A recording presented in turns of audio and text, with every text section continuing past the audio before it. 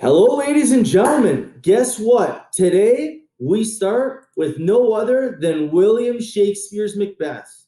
Now, I'm going to give you a brief background on William Shakespeare himself, as well as what the political time frame kind of looked like, okay, when he was writing. So, William Shakespeare was born in 1564 and he died in April 1616. There is a reason, ladies and gentlemen, why we study Shakespeare over 400 years after his death. He was the best English writer in the history of the English language. He developed our understanding of satire and tragedy. His ability to use metaphors, paradoxes, symbolism, imagery, soliloquies had never been so good. And one of the biggest reasons why is he was born during a very influential time. If Shakespeare had been born 300 years prior to, he probably would not have had the same level of influence. He came at a time called the English Renaissance. Now, prior to this, European governments were essentially controlled by the Catholic Church. But in the 16th century, the Protestant Reformation took place in England. This was a resistance against the Catholic Church, particularly focused on England as a state. Now, people did not want to follow the rules and regulations of the church, which had been implemented as state law at the time.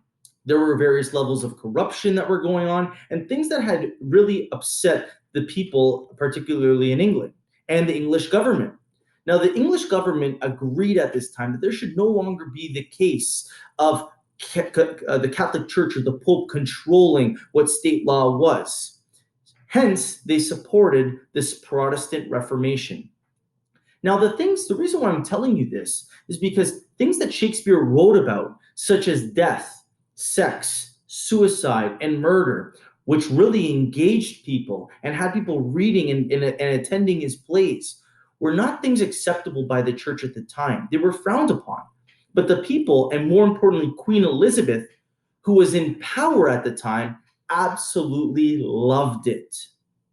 Now, Shakespeare became an international superstar. Keep in mind, maybe not during COVID, but prior to this, we save our money and we decide, you know what we want to do? We're going to go to Cuba or Mexico, a nice all-inclusive resort. People didn't have that at the time. But what they decided to save their money for was to go to the play. They would travel long and far to go and watch various plays being acted out. And based on the amount of wealth that they had, they would either go to high-end facilities with fantastic actors, or sometimes they would go to lower-end plays, at least the poor people would, where they would watch the poor people would all engage together, go to cheaper facilities with not as good of acting.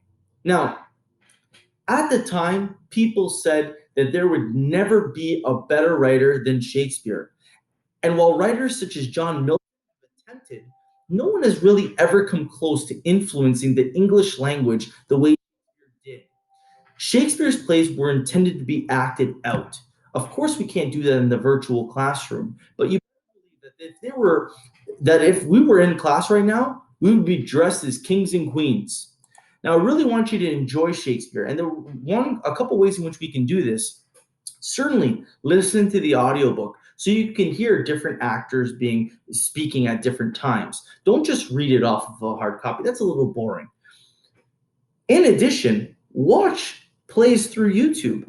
There's different theaters that put on Shakespeare performances of Macbeth. Macbeth is one of my favorite plays, and I hope you enjoy it just as much as I do. Let's get off to a great start. Have a fantastic day, and I really am looking forward to going through this unit with you. Have a fantastic day. Mr. Ramos here.